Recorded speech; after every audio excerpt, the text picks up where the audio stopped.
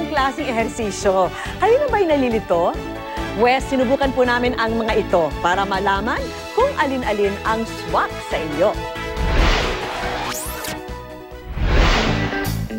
Kung noon in ang malabot at malat na pang-model na katawan, pwes iba na ngayon.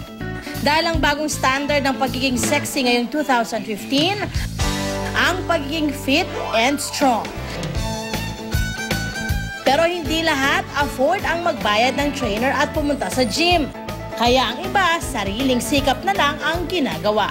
Pero alam niyo bang may mga exercise na nakakasama sa katawan? Lalo na pag hindi ito nagagawa ng tama. Yung iba kasi, hindi nila alam yung proper form. So, ang akala nila, tama, ginagawa nila ng paulit-ulit. Kaya bago sumabak sa pag-ehersisyo, dapat daw munang magpakonsulta sa doktor nyo. With regards to exercises kasi in general muna, no? Lahat tayo kailangan yan, no? Pero yung tao kasi, iba-iba yung levels of fitness. One thing na kailangan sigurong gawin dyan, especially kung meron kang suspicion na may iba kang sakit, hypertension or cardiovascular disease, you have to have it cleared by a cardiologist. Don't worry mga kapuso, i-discuss natin ngayon ang do's and don'ts ng ilan sa mga favorite nating workout. Simulan natin sa nauusong planking. Ito yung pag-hold ng balance ng katawan in a press-up position. Isa daw ito sa pinaka-effective core exercises. Maganda ang planking as long as ginagawa mo yung tamang form. Nakaka-strengthen siya ng abdominal muscles natin. So kapag strong yung abdominal muscles natin, mas stabilized yung katawan natin. Kaya lang, madalas hindi tama ang nagagawang planking position. Kaya imbis na nakabubuti sa abdomen, nalalagyan ng sobrang pressure ang shoulder muscles at spine na nagiging dahilan ng injury. Ang tamang planking position, dapat naka-align ang elbow sa shoulders para balanse ang weight distribution. Dapat diretso at hindi nakabaluktot ang likod for 1 minute para sa abdomen at hindi sa spine mapunta ang pressure. Pero tama man o mali ang planking position mo, hindi pa rin daw siya safe para sa lahat. Lalo na kayong matagal ka doon sa isang balancing position, lahat ng weight mo or yung blood flow mo pupunta sa head mo. So sometimes nagkakaroon ka ng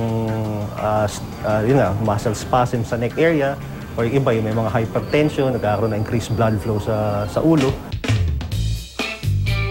Spine pa rin ang nanganganib na maling posisyon sa pinakasikat na abs exercise, ang sit-ups.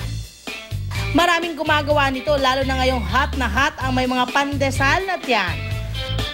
Sa hirap ng exercise na ito, minsan hindi napapansing nababatak na pala ang leeg natin kapag ginagawa ito.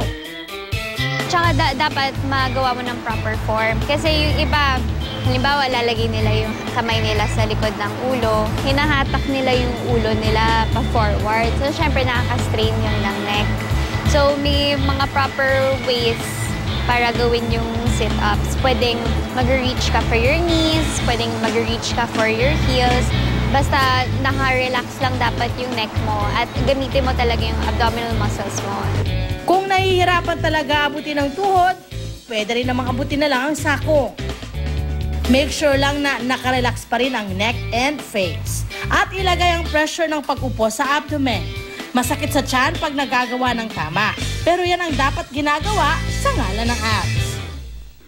Last but not the least ay ang nakakamachong push-ups. Sa exercise na ito, napapalakas ang upper body muscle sa pamamagitan ng pagbubuhat ng sarili mong weight. Yeah, kasi when we say push-ups, mostly ang gusto natin i-develop dyan yung pectorals or the chest muscles. Ano? Yung spine kasi natin, merong normal curvature yan. Ano? Ngayon, kung mag-iiba yung position ng spine mo, may stress mo rin yung areas ng spine. Hindi mo rin ma-develop yung dapat mo i-develop na area sa chest. Kaya lang, marami ang hindi magawa ito ng tuwid ang likod dahil sa bigat ng katawan. Lalo na sa mga babae, hindi nila kaya yung body weight nila. So kapag ganun, pwede naman i-modify yung push-ups, yung nakaluhod. Importante sa push-up ang pagiging straight ng katawan. Dapat hindi nagbe-bend ang hips. Ang distance naman ng kamay, depende sa muscles na gusto mong i-develop. Pag mas wide ang pagitan, nade-develop ang back shoulder muscles. Pag mas narrow naman, na-exercise ang triceps o yung likod ng braso.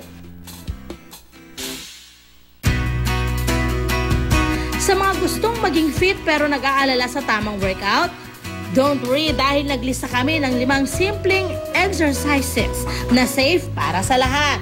Mapabahay man o opisina, swak ang paulit-ulit na pag-upot pagtayo para ma-develop ang leg muscles. Imbis na mag-elevator, mag-exercise na paakyat baba sa hagdanan para ma-improve ang blood circulation. Pwede rin mag-straight leg raise para ma-stretch ang muscles sa lower body at abdomen. Magandang exercise din sa back at butt muscles ang single leg flips. At ang pinaka-safe na cardio exercise kahit doon sa may mga sakit sa puso, ang mabilis na paglalakad o brisk walking. Ang whole idea ng physical fitness, you have to keep your muscles and bones moving. Buong araw, wala kang ginagawa. Doon titigas yung mga joints mo, yung mga muscles mo. Parang kotse yan parang nag-stack up na, kinalawang na. So you have to do these exercises. Pagdating sa pangangalaga ng katawan, ang susi lang dyan ay consistency.